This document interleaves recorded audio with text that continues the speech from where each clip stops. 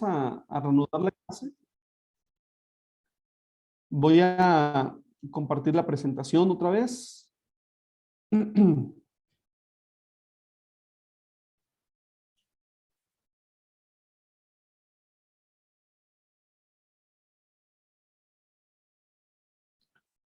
Bueno, para ir cerrando este primer tema, ¿no? de la clase de hoy, de los elementos esenciales, pues me pareció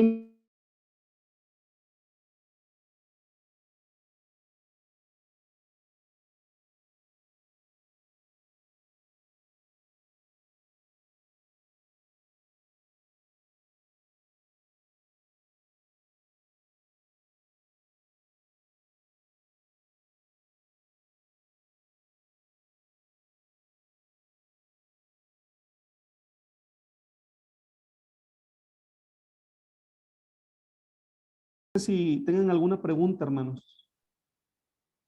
Bueno, ya se reanudó la grabación, pero si tienen alguna pregunta, podemos aprovechar también.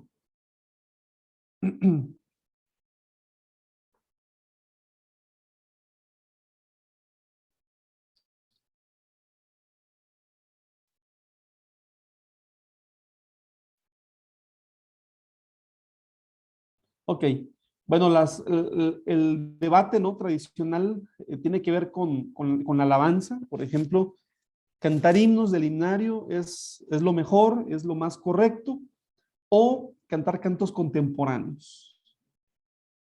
El piano y el órgano son los instrumentos sagrados, o también la guitarra y la batería. Bueno, pues en muchos casos, hermanos, pues estas diferencias de opinión se están superando, porque se están superando no porque se hayan resuelto, sino porque aparecen otras, ¿no? Las nuevas preguntas que vienen ahora con estos temas de actualidad, por ejemplo, es si es válido celebrar virtualmente la Cena del Señor. Esa es una pregunta nueva. ¿Cómo se recogen las ofrendas ahora? ¿Transferencias y depósitos bancarios? ¿Y cómo hacen los que no tienen acceso a esas opciones? Fíjense que, por ejemplo, en la pandemia, pues se da la oportunidad, ¿no? de estar compartiendo el mensaje con diferentes congregaciones. Mi esposa también es predicadora, hermanos. Es muy buena predicadora también mi esposa. Y un principio que nosotros hemos adoptado es que en cada ocasión que tenemos la oportunidad de compartir con una iglesia que no es nuestra iglesia local, siempre al pastor o al líder que nos invita, le pedimos el número de cuenta para hacer una transferencia y depositar nuestra ofrenda, ¿no? Porque de manera virtual nos estamos reuniendo con ellos. Son las nuevas formas que estamos adoptando. Son como las nuevas reglas del juego, ¿verdad? Haciendo esa alusión a la liturgia como juego. Pero, ¿cómo hacen los que no tienen acceso a esas opciones, no? El Internet, el mundo virtual, es una gran ventaja, pero no todos tienen el mismo acceso a esa posibilidad. ¿Cómo se le hace? ¿No? Por ejemplo, muchas iglesias tienen como parte de su culto un tiempo de oración por las necesidades de los creyentes. Muchos le llaman ministración. Y en la administración, en muchas iglesias, se imponen las manos físicamente sobre ellos. Nosotros tenemos la unción de enfermos. Hoy nos preguntaríamos, ¿y cómo se hace eso virtualmente, no? ¿Cómo hacer unción de enfermos de forma virtual? Bueno, yo solamente pongo esto como preguntas, preguntas que podemos incluir en esta reflexión, pero ¿será que en esto también podemos decir que para el creyente el futuro es mejor? Pues eso lo sabremos con el paso del tiempo, ¿no? Bueno, hago un resumen antes de pasar al siguiente punto, un resumen de los puntos principales de lo que acabamos de ver. El primer punto, a manera de resumen, es que la liturgia cristiana tomó como modelo la liturgia judía del siglo I, ¿sí? La liturgia judía del siglo I no era exactamente igual a la a la del Antiguo Testamento. Tenía sus propios matices, pero fue de esta de la que la iglesia bebió para conformar su propia liturgia. El segundo punto es que con el paso del tiempo se fueron incorporando nuevos elementos, ¿no?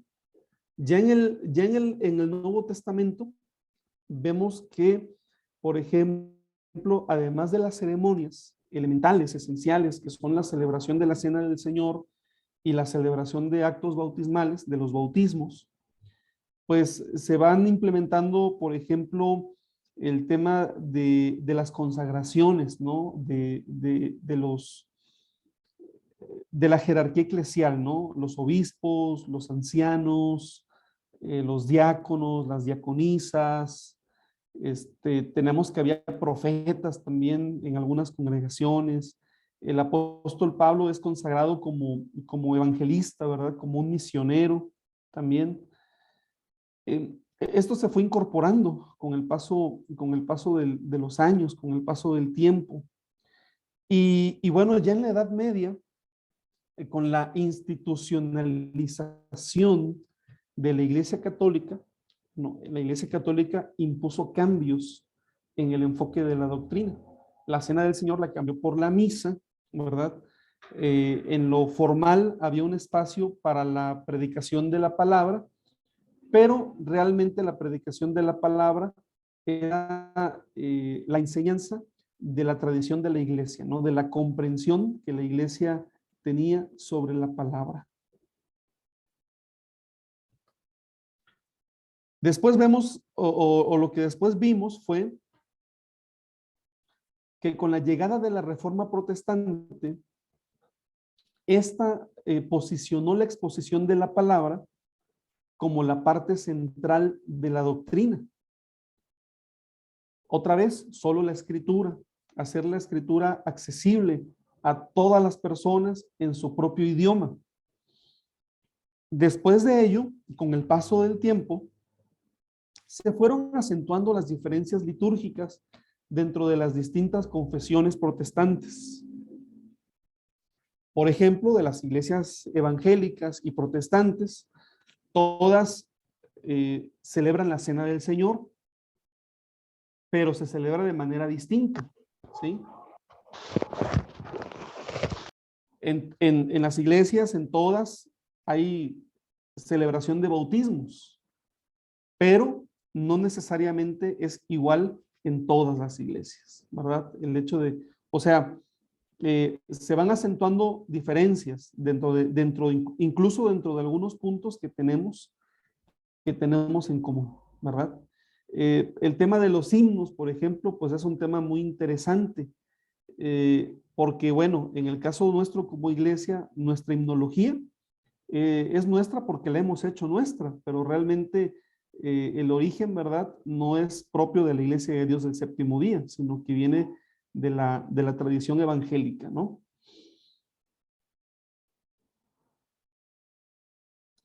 Y el punto 4 es que el Nuevo Testamento contiene principios vigentes que nos ayudan a comprender cuáles son los elementos esenciales de la liturgia cristiana.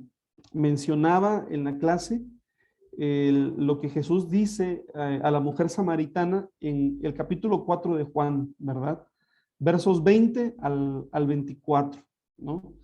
Eh, el primer punto, ¿verdad? Tiene que ver con el lugar de la adoración. Jesús enseña que ya no va a ser tan importante el lugar donde adoras a Dios. Ya no va a ser tan importante, ¿sí? Porque ahora lo importante será o es adorar a Dios en espíritu y verdad. Uh-huh. Y las formas son importantes, pero no son lo esencial, ¿no? Vamos bien hasta aquí, hermanos, porque ya vamos a entrar a otro tema. Vamos a entrar a un tema también que espero les sea de mucho interés y que también nos pueda llevar a la reflexión.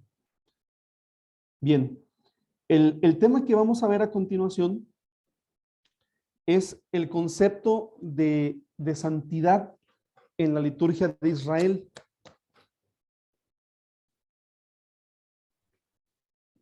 El concepto de santidad en la liturgia de Israel.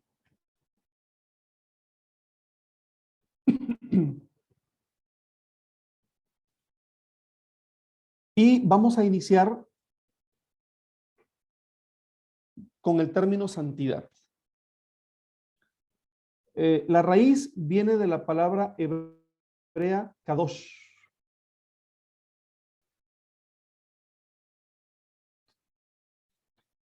El concepto de santo en el Antiguo Testamento se puede estudiar partiendo de esta raíz, kadosh, pero no, con ello no se agota la idea de santidad. Solamente quiero mencionar que lo santo es algo que hace referencia a nuestro Dios.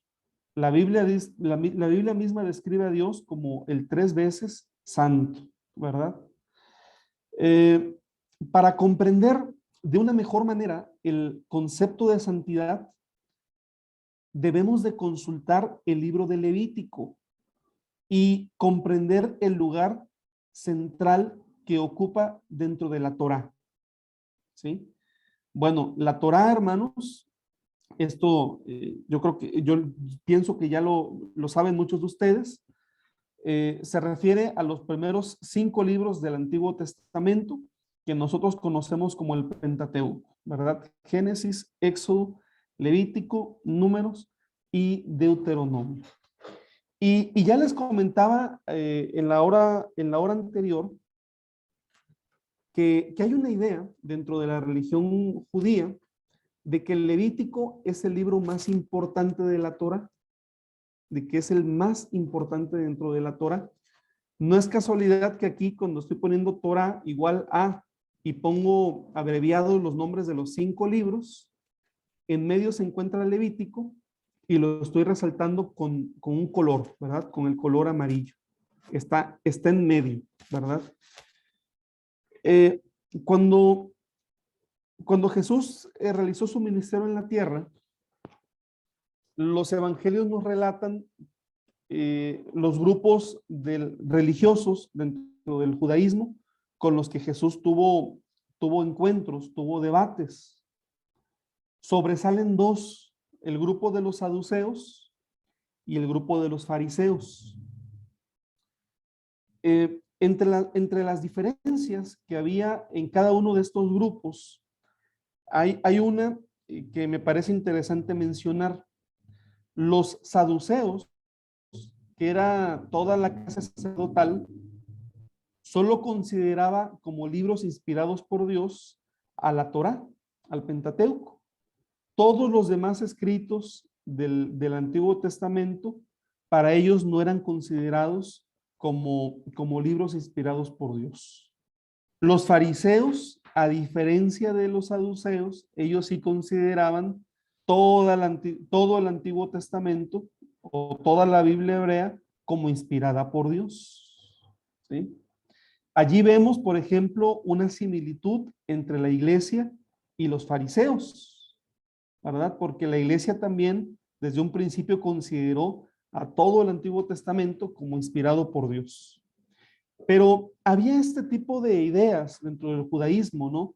De que había niveles de inspiración. Si bien es cierto, los fariseos consideraban toda la escritura inspirada, la Torá tenía un lugar muy especial, así como que era todavía más inspirada, ¿no? Por decirlo de alguna manera. Pues dentro de la Torá, el máximo nivel de inspiración está en el libro de Levítico, ¿sí? El libro que enfatiza la adoración a Dios. Ya comentaba con ustedes, cuando Moisés sale con Israel de Egipto, no sabían cómo adorar a Dios. No sabían, no sabemos lo que Él va a demandar de nosotros. Y es en Levítico en donde se especifica, donde Dios especifica cómo su pueblo tiene que adorarlo. El Levítico viene siendo para la religión de Israel como para nosotros lo es el manual de liturgia, ¿sí? El manual de liturgia describe cómo la iglesia, ¿verdad?, adora a Dios, cómo se debe celebrar la cena del Señor, cómo se deben de celebrar los actos bautismales, cuando hay una boda, cómo se debe de impartir la bendición matrimonial, cómo debe ser la presentación de los niños. ¿Sí me explico, hermanos? O sea, en ese manual de liturgia viene el cómo se deben hacer las cosas. El libro de Levítico, a la religión de Israel, es su manual de liturgia, ¿verdad? Pero es el centro, ¿no?, de la revelación en ese sentido.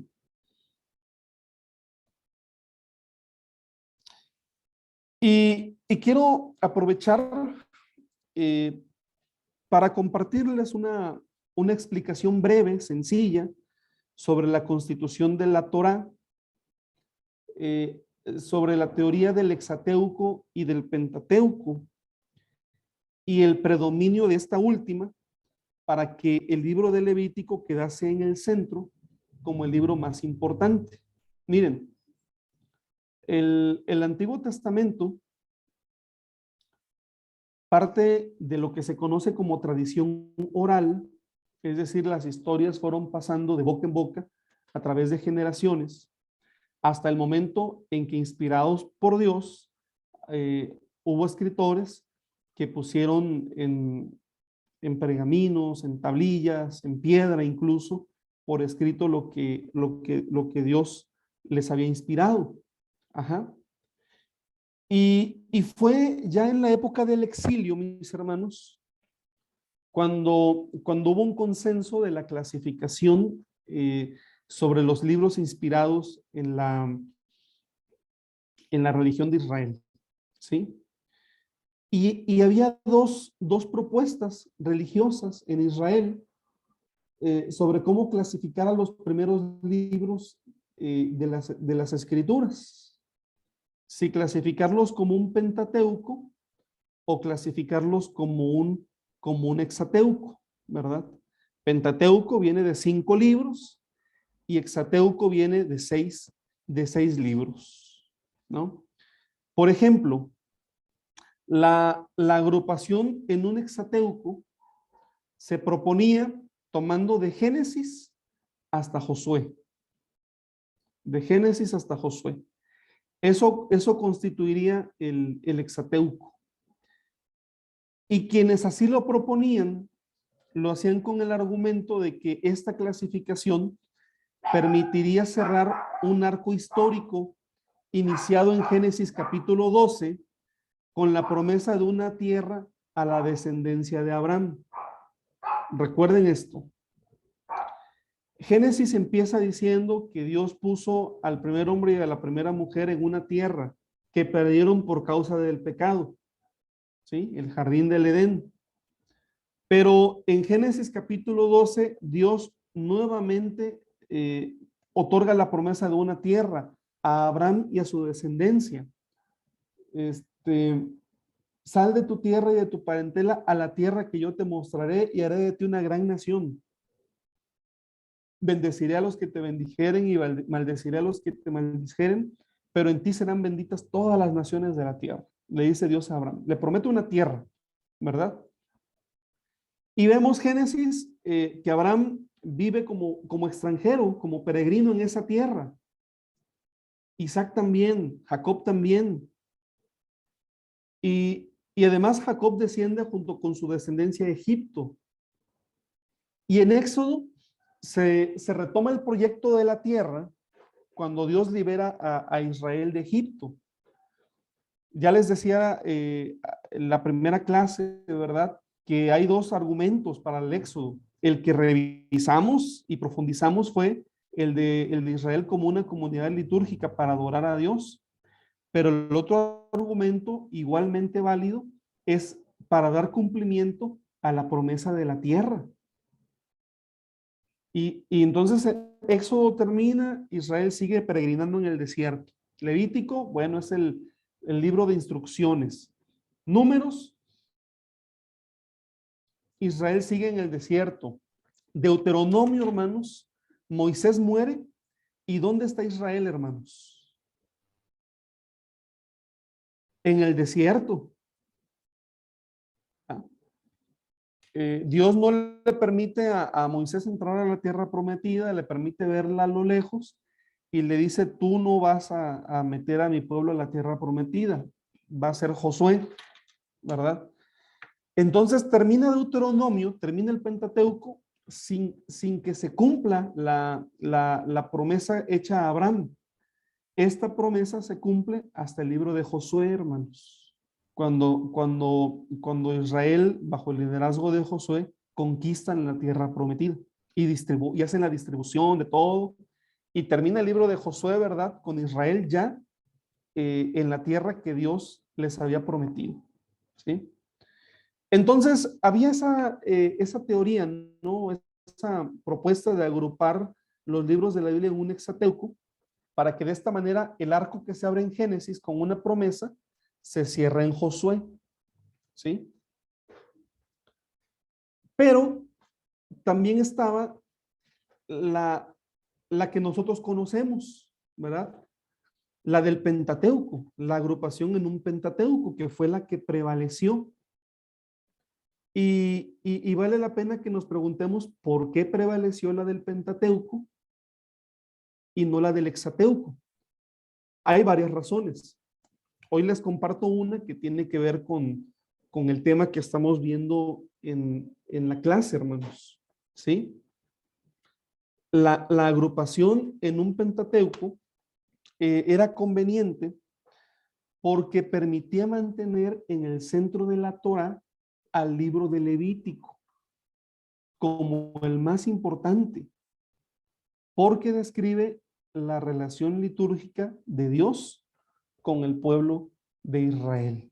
¿Sí? Está Génesis y Éxodo, del otro lado está Números y Deuteronomio, y en el centro se encuentra el libro de Levítico. ¿Sí? Esta es una de las razones, quizá la más importante históricamente hablando, ¿verdad? Para que este, se agrupara en un Pentateuco, para que la Torá, ¿verdad? Se agrupara en un Pentateuco, con 5 libros.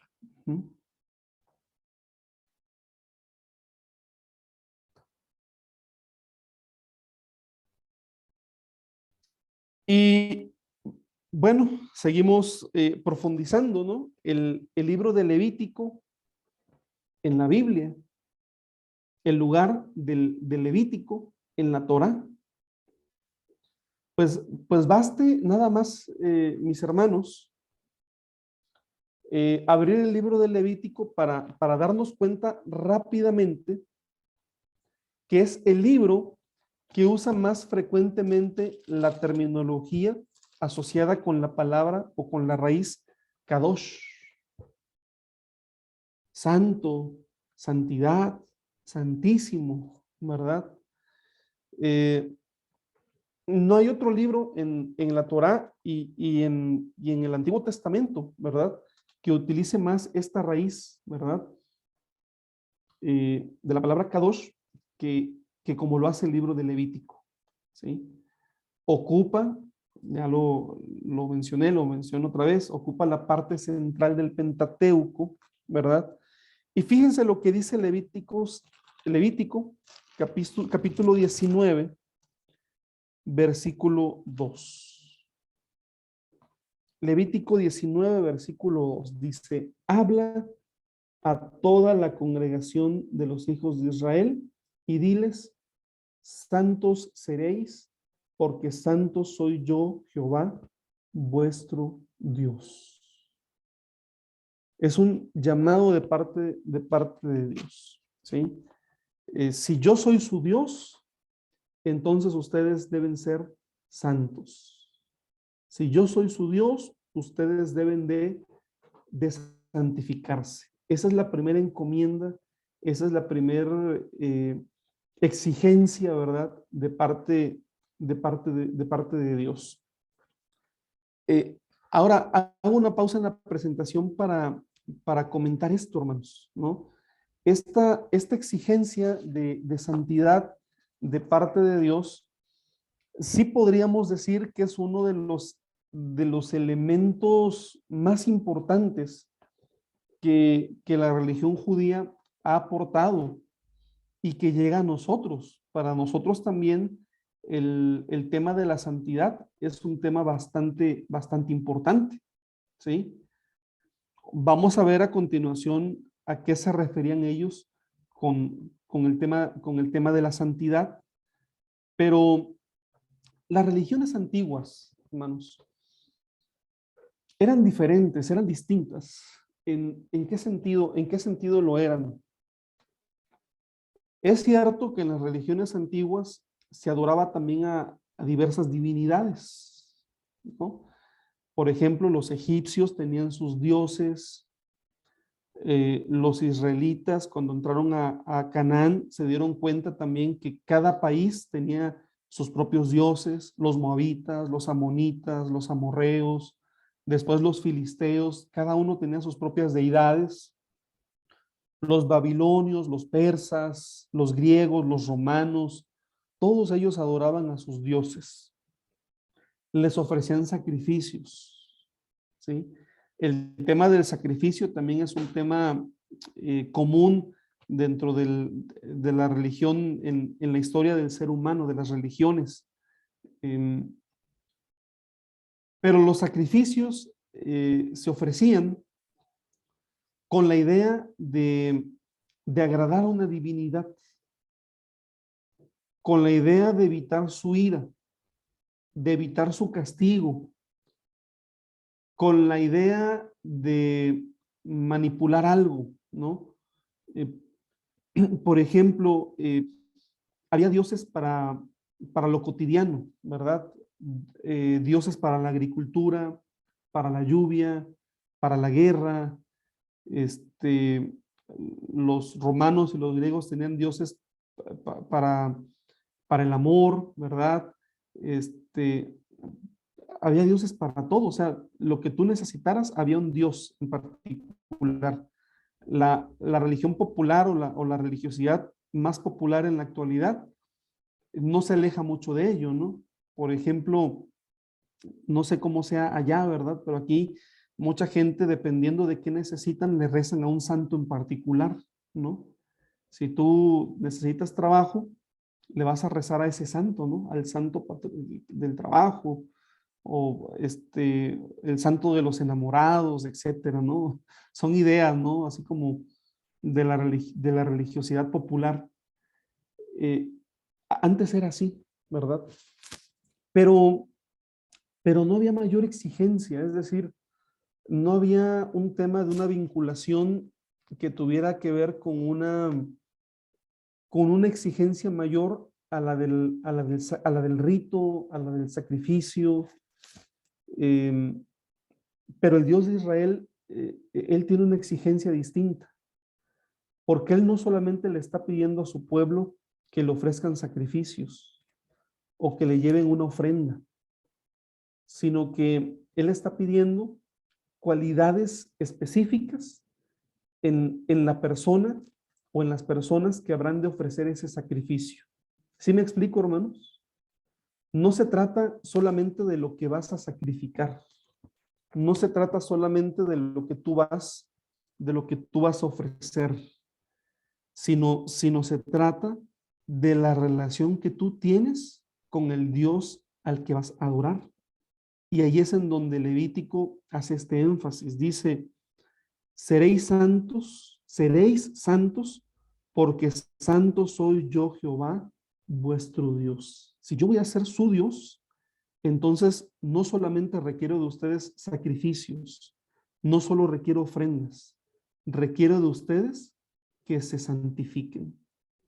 Ujú. Esta es una aportación importante, hermanos, de la religión de Israel.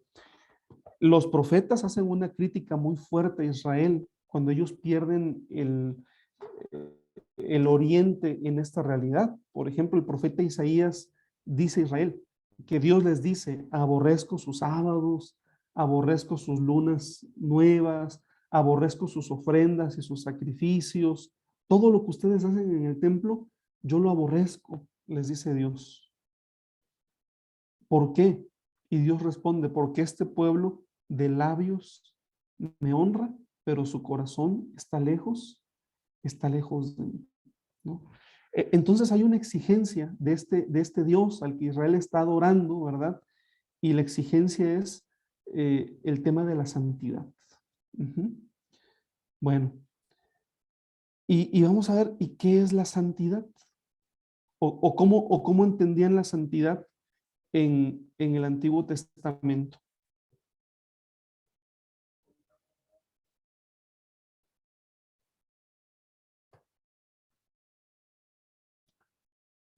Bueno, la santidad, hermanos, debe ser entendida como una separación de lo profano. La idea de separación entre lo espiritual y lo terrenal es algo arraigado en el espíritu humano, ¿verdad? En la religión de Israel, hermanos, eh, está esta categoría, lo sagrado y lo profano, el cielo y la tierra. En el cielo está Dios y en la tierra está el ser humano, lo sacro y lo que es terrenal, ¿sí? Pero estas categorías, quiero decirles que no son, esto en sí no es algo como completamente original de Israel, o sea, esta es una idea arraigada en el ser humano en general, ¿no? De que hay estas categorías. Por ejemplo, eh, comparto con ustedes que en el ámbito filosófico, en Grecia, Platón había indicado como finalidad principal del filósofo la de procurar la separación entre el alma y el cuerpo. Es decir, ellos tenían ya esa idea de que nosotros estamos constituidos por alma y cuerpo. Alma es aquello, en la idea griega, por supuesto, como eso etéreo, como eso que no se puede corromper, como eso que subsiste, ¿verdad? Y el cuerpo, pues es todo aquello que se deteriora, todo aquello que es inmundo, todo aquello que tiene menos valor. Por supuesto, el alma tiene más valor que el cuerpo, en la idea, en la idea filosófica. Sócrates también aplicaba a los filósofos esta idea.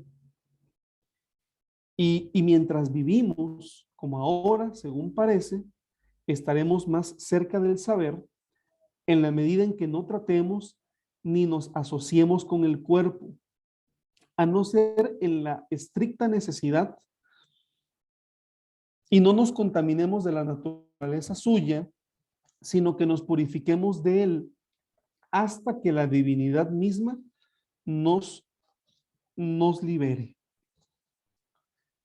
Según esta idea, ¿no? La santidad consiste, en otras palabras, en la separación del mundo. Pues hermanos, si analizamos, por ejemplo, estas declaraciones de los filósofos griegos y las comparamos con las prescripciones bíblicas, con las prescripciones del libro del Levítico, nos vamos a dar cuenta que en esencia es muy parecida, ¿no? Esta idea del concepto de santidad. Por ejemplo, en las prescripciones bíblicas, en Levítico capítulo 8 y capítulo 9, obligan a los sacerdotes a separarse del pueblo, ¿sí? Hay niveles de santidad, ahorita lo vamos a analizar, pero por ejemplo, no cualquiera podía ser sacerdote en el pueblo de Israel.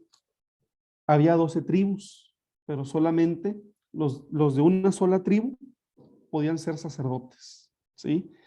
Y tenían que ser descendientes de Aarón, ¿verdad? Eh, Había sacrificios eh, especiales también. Y en fin, los sacerdotes tenían que tener características muy especiales. No podía haber un sacerdote con alguna discapacidad, por ejemplo, ¿sí? Eso no era posible, ¿sí? Tenía que ser una persona sin ningún tipo de problema de salud, sin ninguna discapacidad. En el capítulo 7, verso 22 de Levítico, por ejemplo, se menciona la separación entre la grasa que se consagra a Dios y la carne que debe de comer el oferente, ¿no? Dice el verso 22, habló más Jehová a Moisés diciendo, habla a los hijos de Israel diciendo, ninguna grosura de buey, ni de cordero, ni de cabra comeréis. La grosura de animal muerto y la grosura del que fue despedazado por fieras se dispondrá para cualquier otro uso, mas no la comeréis. Porque cualquiera que comiere grosura de animal, del cual se ofrece a Jehová ofrenda encendida, la persona que lo comiere será cortada de entre su pueblo. ¿Sí? Luego el capítulo 13, versos 46 y 47, ¿verdad? Nos habla de la separación de las personas impuras lejos del campamento, ¿sí? El verso 46 y 47 dice, todo el tiempo que la llaga estuviere en él será inmundo, estará impuro y habitará solo, fuera del campamento será su morada. Cuando en un vestido hubiere plaga de lepra, ya sea vestido de lana, bueno, etcétera, ¿no? Las personas impuras tenían que estar lejos del campamento. En otras palabras, lo que no es puro no puede participar de la santidad de Dios, es decir, no puede ser parte del culto a Dios. ¿Sí? Cuando nosotros miramos los evangelios y vemos la interacción de Jesús con la mujer con el flujo de sangre, tocando a los enfermos, dando vista a los ciegos, tendríamos que entender, hermanos, que la realidad que estas personas estaban viviendo no solamente era lidiar con su discapacidad, sino que también era lidiar con el hecho de que eran considerados impuros y por lo tanto no podían participar del culto a Dios. Eran indignos de ser parte del culto que se brindaba a nuestro Dios. Pero me llama la atención, hermanos, que muchas de estas ideas que vienen desde el trasfondo antiguo, hebreo, y vemos que con los griegos también tenían ahí este tema, ¿verdad? Muchas de estas ideas es muy probable, hermanos, que de manera inconsciente las traslademos a nuestras realidades dentro de la iglesia, ¿sí? Bueno, continúo, prosigo.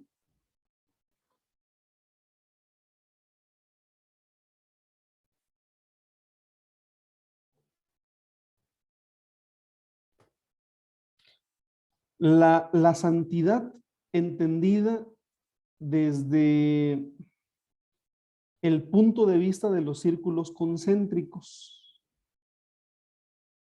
Y vamos a ver cómo esto influye en la idea de adoración, en la idea de liturgia, ¿verdad? Solamente quienes tenían este factor de santidad o de santificación podían participar de la liturgia a Dios.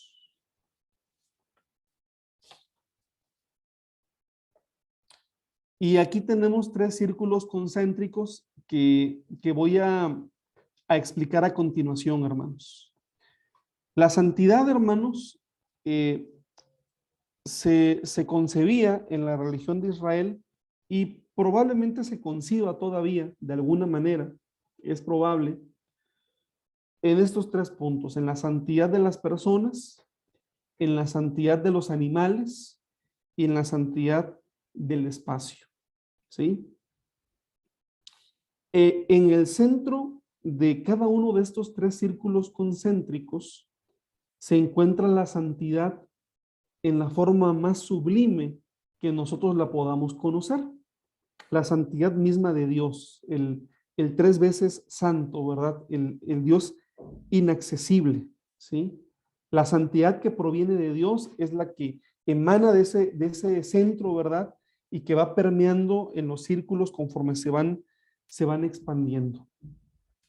Pero hay niveles de santidad, por ejemplo, hermanos, en el tema de la santidad de las personas. Por un lado, está el mundo, ¿no? En el extremo más, en el círculo más amplio, ¿verdad?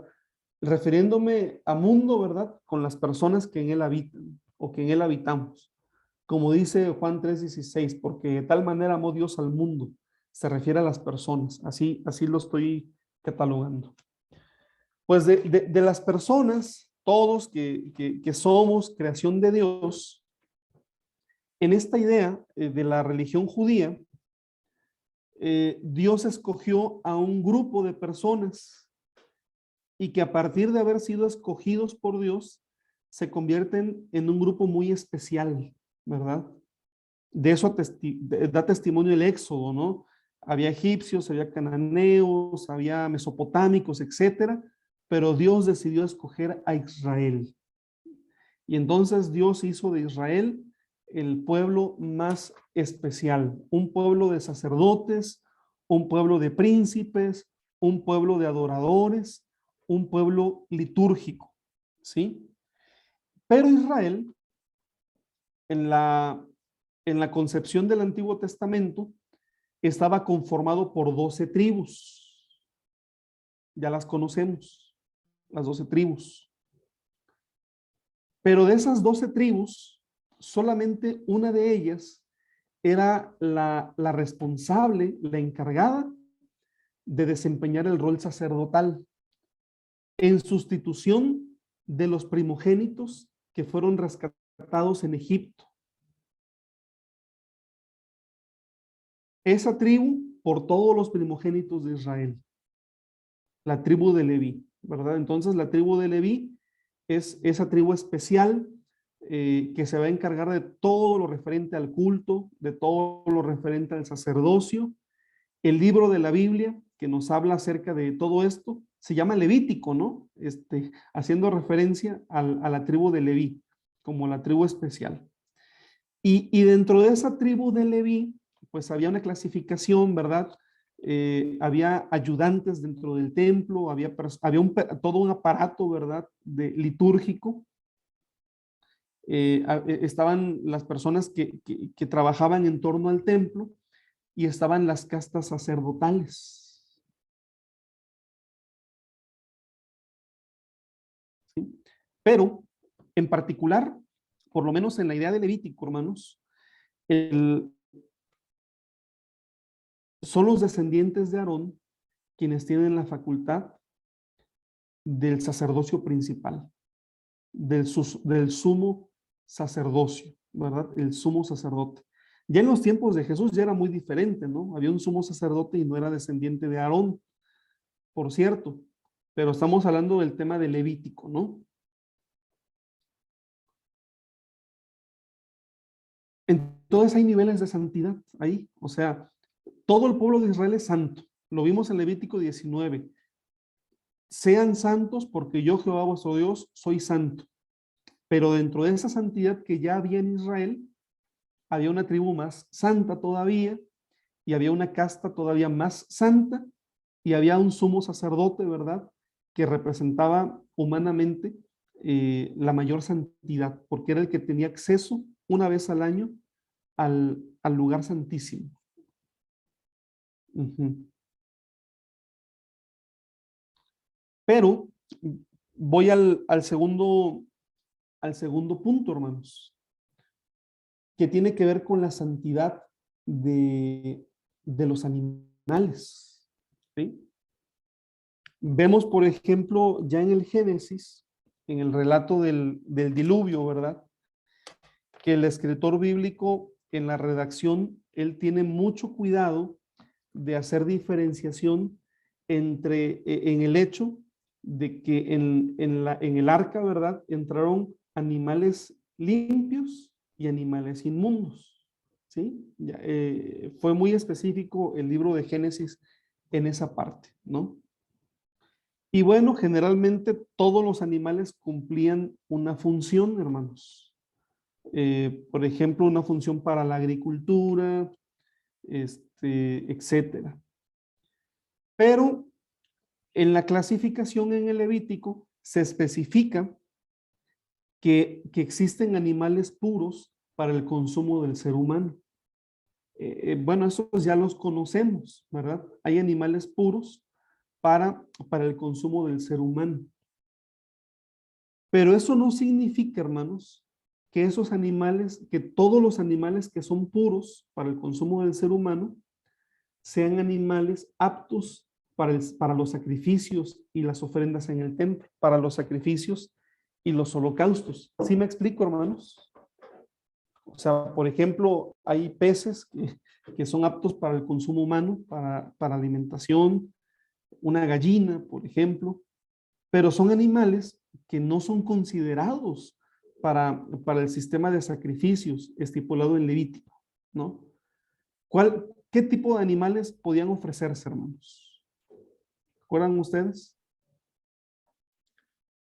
Que sean sin manchas y puros, y que sean becerros, cabríos recién nacidos, y pues sin mancha y puros. Sí, tiene que ser gracias hermano Alan, tiene que ser un tipo de animal en particular, ¿no? Y además tiene que ser sin defecto, ¿sí? Tiene que ser sin ningún defecto.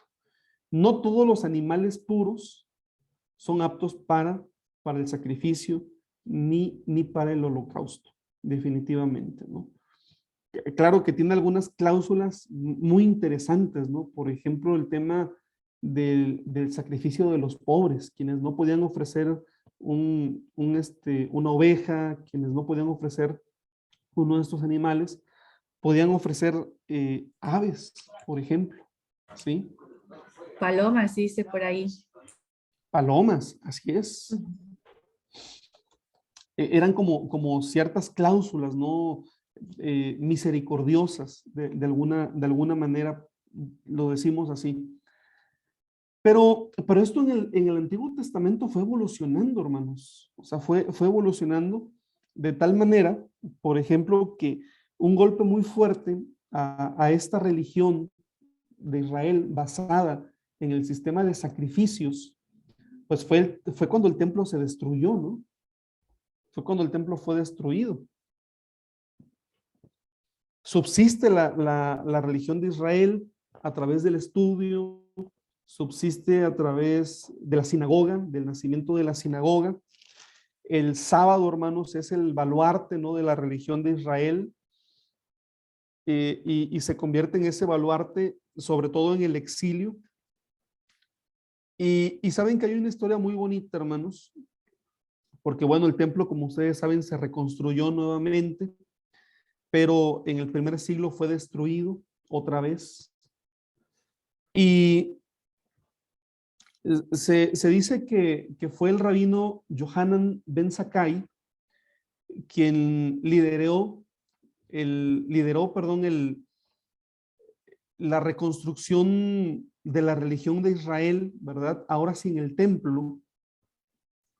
Y le preguntaban sus discípulos a Yohanan ben Zakkai, ¿cómo lo vamos a hacer? ¿Cómo vamos a poder adorar a Dios ahora que no podemos ofrecer sacrificios? Que no podemos ir al templo.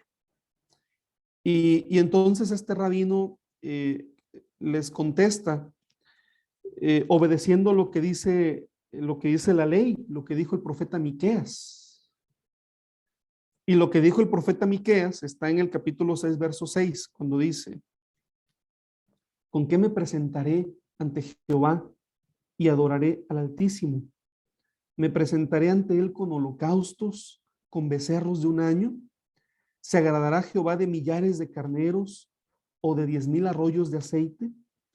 ¿Daré mi primogénito por mi rebelión, el fruto de mis entrañas por el pecado de mi alma? Y la respuesta de Dios es la siguiente: oh hombre, él te ha declarado lo que es bueno. ¿Y qué pide Jehová de ti? Solamente hacer justicia y amar misericordia y humillarte ante tu Dios. Estas hermosas palabras sirvieron como base, hermanos, para la reconstrucción de la religión de Israel sin templo, ¿verdad? Porque ya en el Antiguo Testamento Miqueas escribe, lo que Jehová pide es hacer justicia, amar la misericordia y ser humilde delante de Dios, ¿no? Yo creo que si ellos han podido hacer una reflexión de ese nivel, hermanos, nosotros también podemos. Y el tercer círculo concéntrico es la santidad del espacio, hermanos, ¿sí? Solamente estoy mencionando así como pinceladas, hermanos, que quiero ir sembrando en ustedes, pero cuando veamos el tema del templo, hermanos, y el tema del Shabbat, yo creo que va a ser de gran bendición y de gran interés. Lo único que menciono ahorita es que también la santidad tenía que ver con el tema del espacio, con el tema de la tierra, ¿verdad? Ya la Biblia dice de Jehová es la tierra y todo lo que en ella hay, ¿sí? La Biblia lo deja claro, ¿verdad? En el principio creó Dios los cielos y la tierra, pero en la idea de la religión judía es que no obstante esa realidad, hay una tierra que es muy especial para Dios, una tierra que Dios escogió, ¿verdad? Y que es una tierra santificada, precisamente porque Dios la escogió. Y, y en el Antiguo Testamento se le llama así a la tierra prometida, ¿no? Incluso pues hoy, de manera muy popular, hermanos, cuando nos referimos a Israel, pues es muy común decir que nos estamos refiriendo a Tierra Santa, ¿no? A la Tierra Santa. Pero esto viene desde el Antiguo Testamento, ¿no? Desde allí viene. O sea, Dios es el creador de toda la tierra, pero hay una en particular, un espacio de tierra en donde Dios gobierna, en donde Él decidió que habite su presencia en especial. Pero en esos niveles de santidad, dentro de la tierra prometida, hay una ciudad en particular con un nivel de santidad superior dentro de la tierra prometida, ¿no? Que es la ciudad de Jerusalén. ¿Sí? La ciudad, bueno, ya la tradición va jugando ahí un papel importante, la ciudad de David, la ciudad escogida por Dios, Jerusalén, ¿verdad? La ciudad santa, hoy todavía se menciona así, ¿no? Pero dentro de la misma ciudad de Jerusalén, que es una ciudad considerada santa en la religión judía y que está en la tierra santa, pues dentro de esa ciudad había un lugar que se consideraba el más sagrado de toda la ciudad. Ya se pueden imaginar ustedes cuál es ese lugar, el templo, ¿verdad? El templo de Jerusalén era el lugar que se consideraba el lugar más santo. Pero, pero por si fuera poco, así es, hermana, dentro del templo, dentro del santuario de Jerusalén, había un lugar que era más sagrado que el resto del lugar, que el resto de lo que había dentro del templo, ¿no? Y era el lugar santo. Allí solamente podían entrar los sacerdotes, pero dentro del lugar santo había un lugar todavía más sagrado, el más sagrado. No había un lugar más sagrado que este. Y solamente podía entrar el sumo sacerdote una vez por año y era el lugar santísimo. Allí se encontraba el arca de la alianza, ¿verdad? Entonces, fíjense cómo en la idea de Israel, hermanos, está esta idea, está esto, ¿no? De los niveles de santidad, ¿no?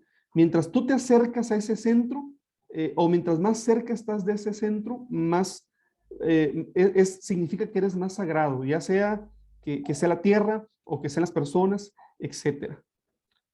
Y Jesús, las palabras que él está pronunciando a la mujer samaritana son palabras muy fuertes, porque Jesús le está diciendo es que ya no va a ser tan importante si tú adoras en Jerusalén o adoras en Gerizim.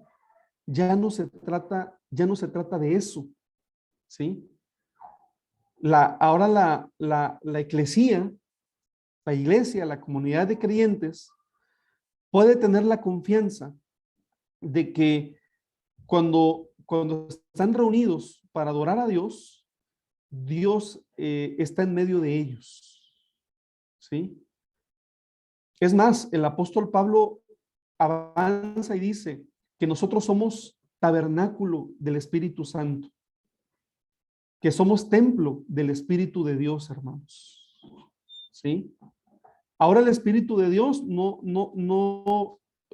debemos de buscarlo en alguna ciudad sagrada a la cual peregrinar y ante la cual ir para buscar nuestros votos, sino que ahora eh, nuestro cuerpo, ese cuerpo despreciado en gran manera por los griegos, es el lugar en el cual Dios quiere habitar, Dios quiere vivir, hermanos. Pero fíjense, mis hermanos, cómo nosotros pudiésemos estar trasladando conceptos del Antiguo Testamento a nuestra realidad y a nuestra liturgia dentro de la iglesia. Por ejemplo, hermanos, lo voy a decir así con mucho respeto, pero hay lugares dentro del templo, dentro del santuario, dentro de los lugares donde nos reunimos, que de repente se consideran como más santos, dependiendo del lugar, ¿no? Por ejemplo, a lo mejor en otros países no sucede, pero aquí en México, es una autocrítica, es impensable que una mujer, por ejemplo, se suba al púlpito y predique. No sé si allá es igual, ¿verdad? Pero ¿por qué? ¿Qué significa? ¿Cuál es la molestia? ¿Y qué significa que la mujer suba al púlpito a predicar? Muchas personas dirían, pues la verdad no sé, pero yo veo a una mujer y me siento incómodo, porque ni siquiera sabrían explicarlo. Me doy a entender, hermanos. Y yo lo estoy expresando así, porque me dijo el hermano Abraham el martes que aquí hay libre cátedra. Entonces, en la libre cátedra podemos hacernos preguntas con la confianza de que son estudios, ¿no? ¿Por qué la mujer no podría en un momento determinado? Según tengo entendido yo, había como el tema del antiguo de Israel, en la iglesia no podían hablar las mujeres porque eran el tema, había muchas que venían de otras denominaciones, venían de adorar a otros ídolos, etcétera, etcétera, entonces no podían hablar dentro de la iglesia, y eso se tomaba, mejor dicho, hace un tiempo atrás dentro de la iglesia. Eso es lo que tenía entendido yo. Muchas gracias, hermano Alan. Pues el tema es ese, ¿no? Que venimos jalando muchos conceptos igual son conceptos de Levítico, ¿verdad? Pero no los jalamos completos, jalamos algunos nada más. Ese es el otro aspecto, ¿no? ¿Sí? Por ejemplo, a mí me tocó todavía ir a congregaciones en mi niñez, en donde los varones se sentaban de un lado y las mujeres se sentaban de otro lado. ¿Por qué? ¿Dónde dice la Biblia que eso tiene que suceder?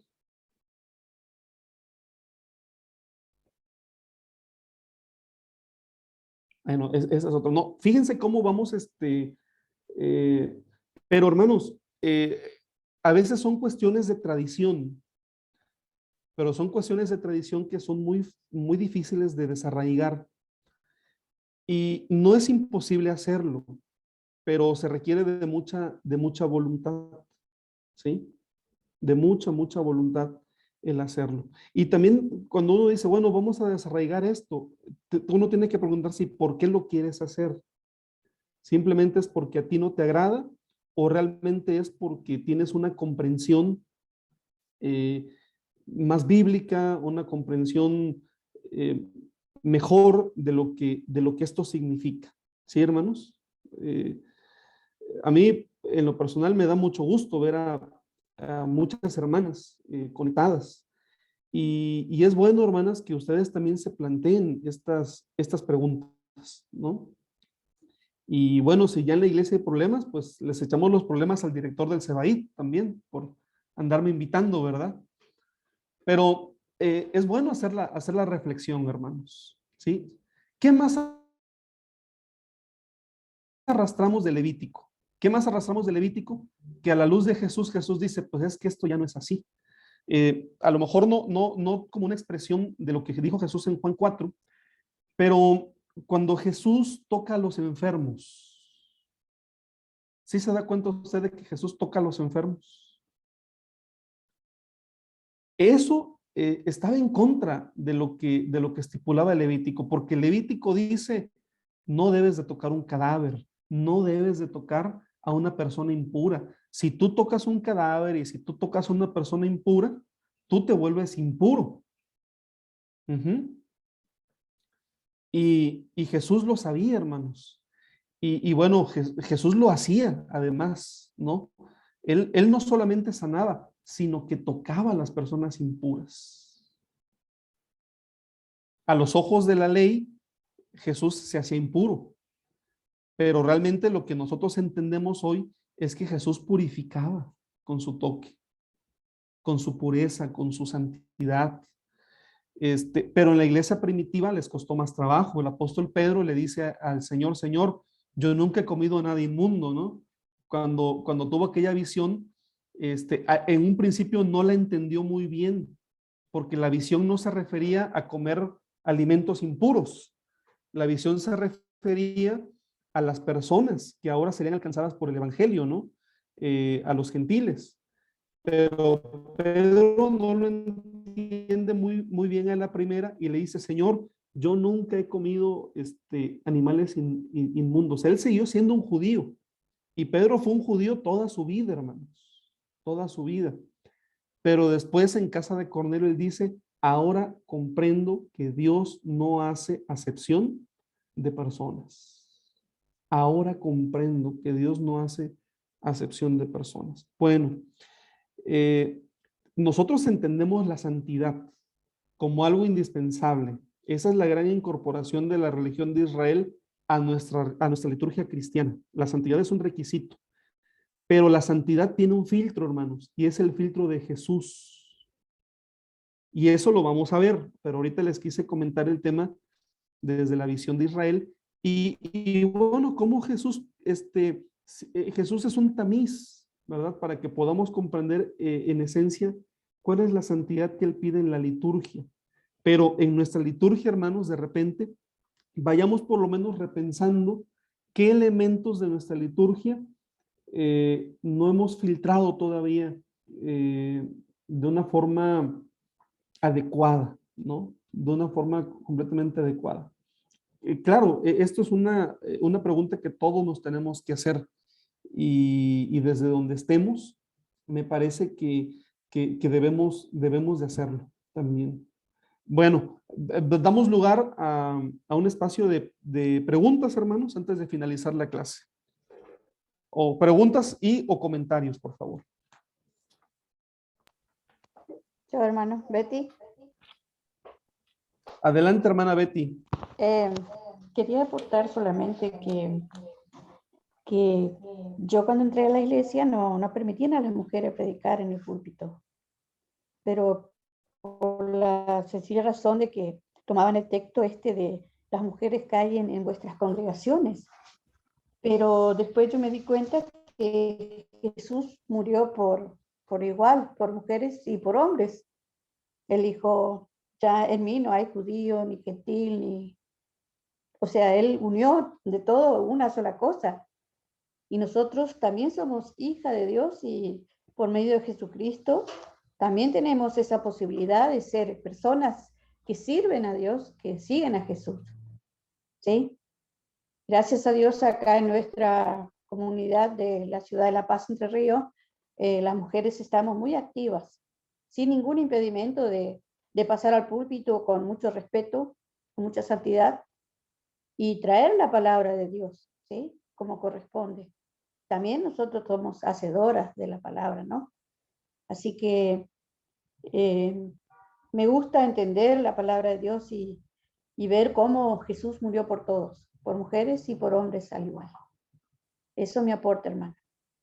Muchas gracias, hermana Betty. Muy importante su aporte. Lo agradezco mucho. Adelante, hermana Marisa. Buenas tardes, ¿cómo le va, pastor? ¿Todo bien? También quería dar mi aporte, por ejemplo, lo que es aquí en nuestra comunidad, en nuestra iglesia. Nosotros teníamos costumbre que era culto de oración. Las mujeres dirigíamos, traíamos devocionales, traíamos reflexiones, todo, pero nunca se había pasado una mujer a dirigir un culto matutino. Y bueno, tuve el privilegio de ser la primera mujer aquí en Andresito a dirigir un culto. Y realmente cuando pasé adelante, o sea, estaba acostumbrada a dirigir cultos de oración y cosas así, pero no. Cuando pasé adelante, muchas personas, veo que uno mira adelante, miraban como para el costado y como que se sentían incómodos. Y en ese momento como que yo me sentí como también incómoda, ¿no? Pero en el momento reaccioné y dije, no, el culto es para Dios.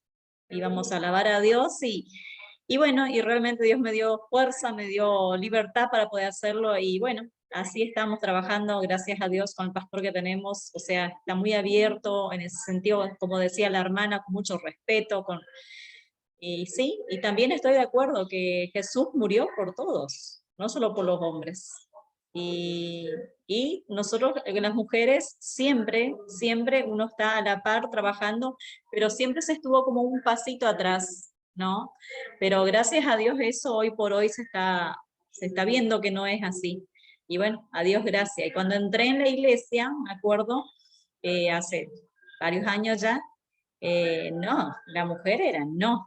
Y como decía la hermana, la mujer aprende en silencio.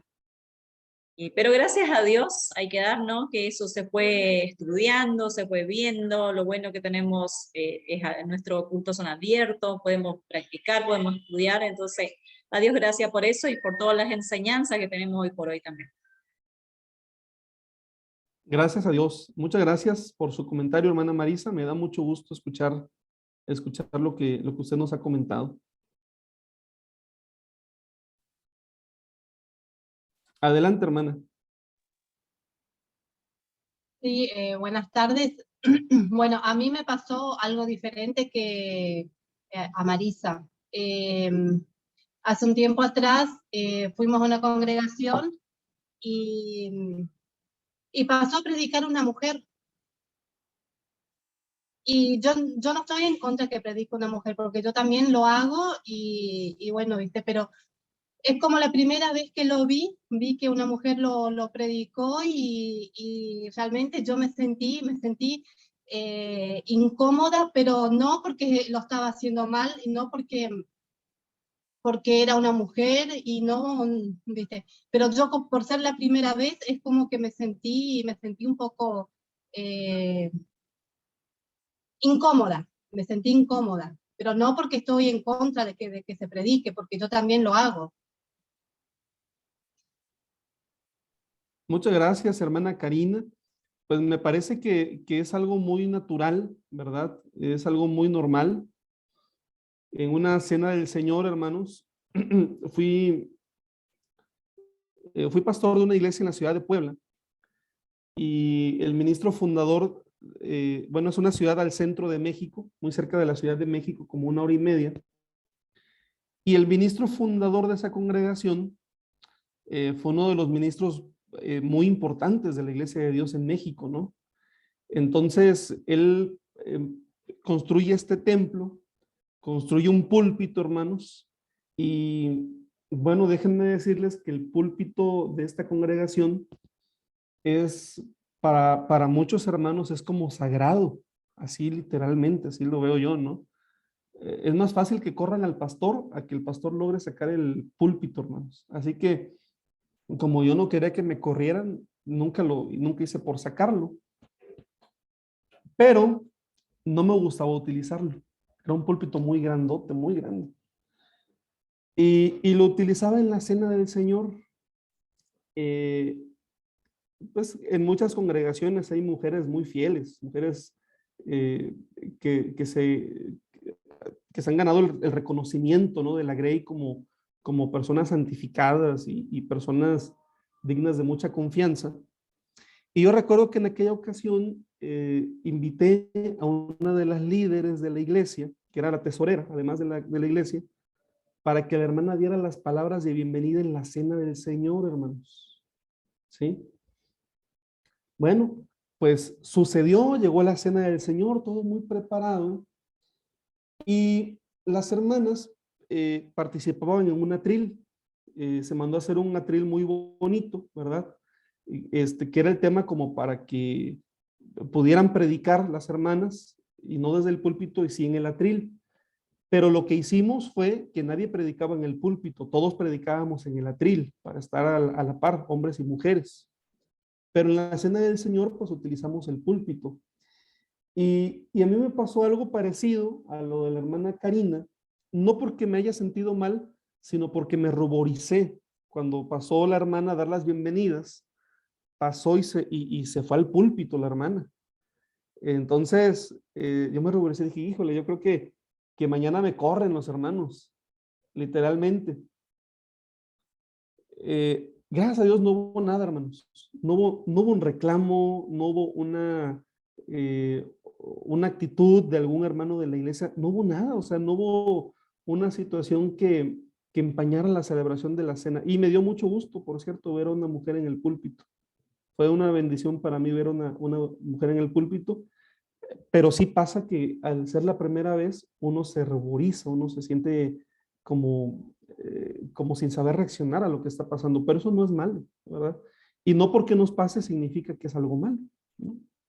Así que es un comentario muy valioso, hermana, y me identifiqué con su comentario también. Pues no sé si hay alguna pregunta, hermanos. Hermana Veredicto se levantó la mano. Adelante. Bueno, hermano, la verdad que esta clase estuvo bastante intensa, contando que nos cayó acá una mega tormenta. Hace rato no me escuchaban porque nos quedamos hasta sin luz. Estábamos solo con los datos para no perder la grabación de la clase. Pero más allá de eso, lo que a mí me llama la atención es lo que usted decía, hermano, cómo hemos venido arrastrando tradiciones, literalmente, que por ahí a veces ni siquiera alcanzamos a entender, ¿no? Y que forman parte después incluso no sé, se puede decir que hasta creo que se adoctrinan de alguna manera, y que va más allá del hecho de decir esto se tiene que hacer así porque dice la palabra, sino porque es algo que quizás se aprendió de alguna forma, alguien lo enseñó, quizá esa persona era un pastor o un ministro de renombre y quedó porque así lo dijeron, no porque estuviera dentro de la palabra como tal, pero llega a formar parte de estas vivencias cúlticas que uno crece con ellas y después lo que decía, desarraigarse de esas ideas, de esas costumbres, cuesta mucho trabajo. Creo que tenemos mucho que hacer en el sentido de el aprendizaje, del discernimiento, de la lectura de la palabra, de alcanzar a comprender que hay cosas que ahora creo que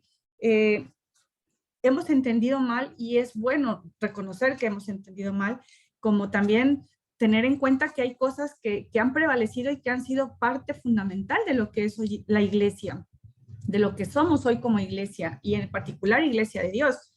Pero sí, realmente creo que habría mucho para poder comentar respecto de situaciones que por ahí, como lo mencionaba en la clase primera, es bueno la alabanza con el piano o con el órgano. Es el único instrumento que es santo, porque hasta a veces se considera como un instrumento solamente como el indicado para la alabanza, y otros instrumentos como la batería no lo son. Por ahí, por ejemplo, no sé, el hecho de decir, bueno, las mujeres tienen que usar el velo y tiene que ser sí o sí blanco, como lo hacen en algunas iglesias de Centroamérica, porque si no están cometiendo pecado, porque el velo o la mantilla no es blanca.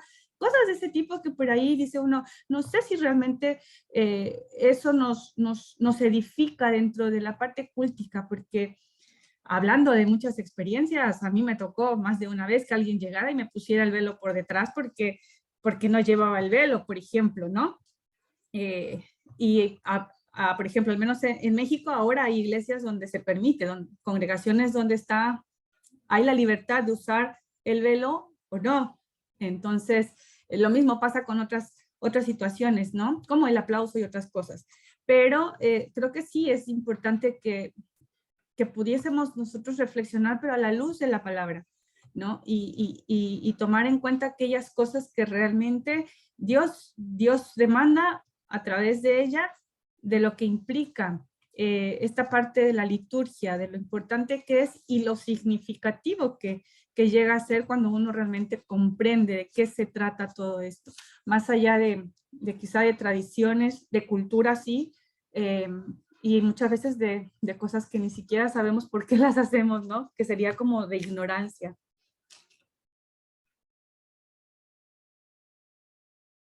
Hermana Bere, muchas gracias por su comentario. No agrego nada más porque me pareció muy claro lo que usted comentó y se lo agradezco bastante.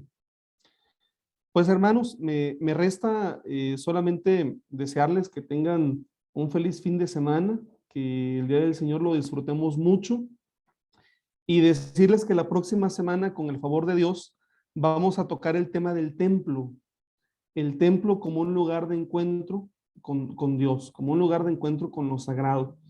Y bueno, yo creo, ¿verdad?, que las clases de la próxima semana en las que vamos a abordar esta temática, pues van a ser de mucha bendición, porque nos van a permitir tener una idea, creo yo que una idea más clara, ¿verdad?, de cómo el concepto de templo ha ido evolucionando desde el Antiguo Testamento, donde no siempre hubo templo. Ya mencioné un poquitito, ¿verdad?, en esta clase, ¿no?, que antes del templo había santuarios en diversos puntos, y antes estaba el tabernáculo de reunión, y antes había altares nada más.